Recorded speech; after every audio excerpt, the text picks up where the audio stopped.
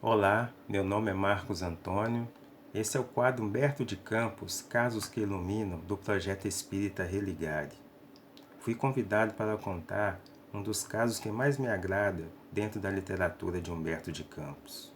O livro é Novas Mensagens e a lição é a história de um médium. A conversa se desenrolava no plano espiritual sobre a doutrina dos espíritos, quando um dos participantes fez as seguintes afirmativas. Em espiritismo, uma das questões mais sérias é o problema do médium. Ele foi indagado sob que prisma?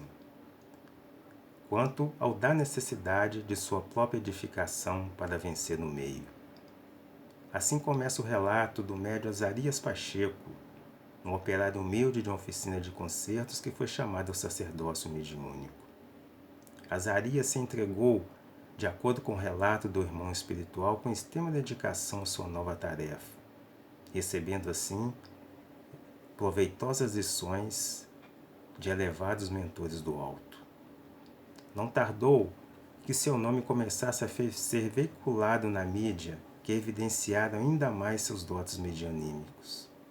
Sua residência em pouco tempo passou a ser alvo de pessoas à procura de receituários mediúnicos, curiosos do campo doutrinário, etc.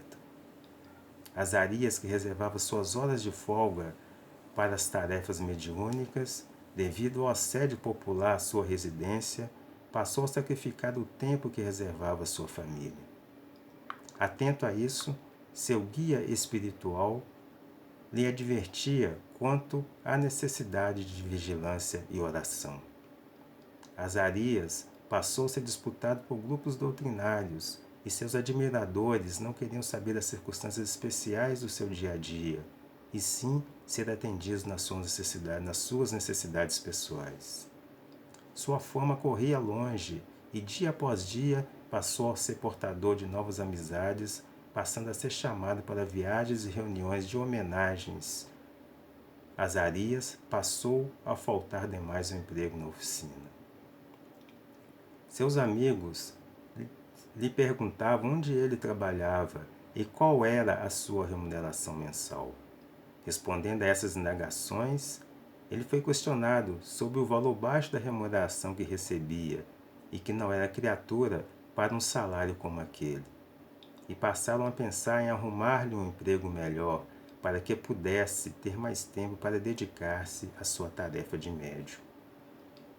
Azarias a custo resistia àquelas injunções. Então aconteceu o previsto. Azarias perdeu o emprego devido às suas faltas acumuladas durante o período.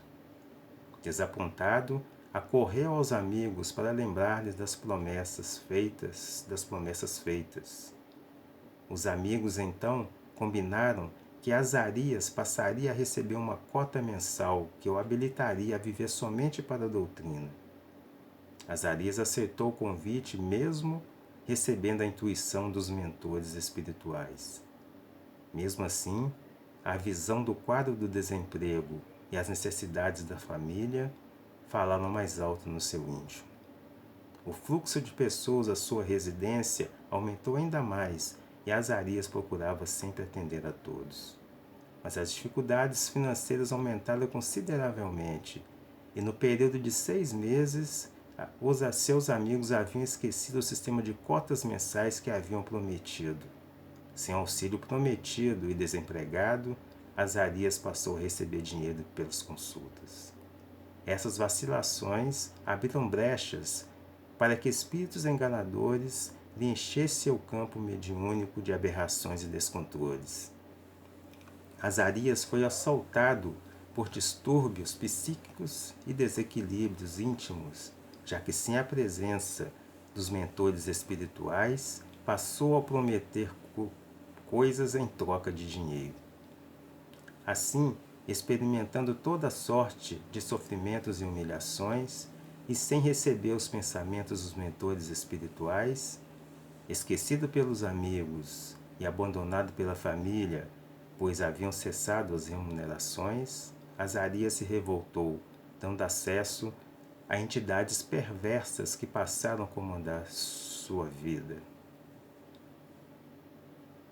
Rodeado de observações ingratas e de escandalosos apontamentos, o médium veio a desencarnar em um leito de hospital. O amigo espiritual terminou seu relato sentenciando gravemente: o maior inimigo dos médiuns está dentro dos nossos próprios muros. Fico alerta para aqueles que receberam o dom da mediunidade. De acordo com o Evangelho segundo o Espiritismo, no capítulo 26, item 10, mediunidade gratuita, Kardec diz o seguinte: a mediunidade é uma faculdade essencialmente móvel, fugidia e variável, com a permanência da qual ninguém pode contar.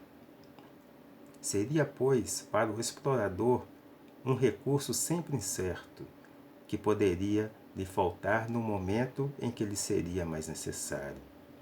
Então, mediunidade não pode tornar-se uma profissão. Ela não existe senão pelo concurso dos espíritos. Se os espíritos faltarem, não há mais mediunidade. A aptidão pode subsistir, mas o exercício está anulado. Explorar a mediunidade é, pois, dispor de uma coisa da qual não se é realmente senhor.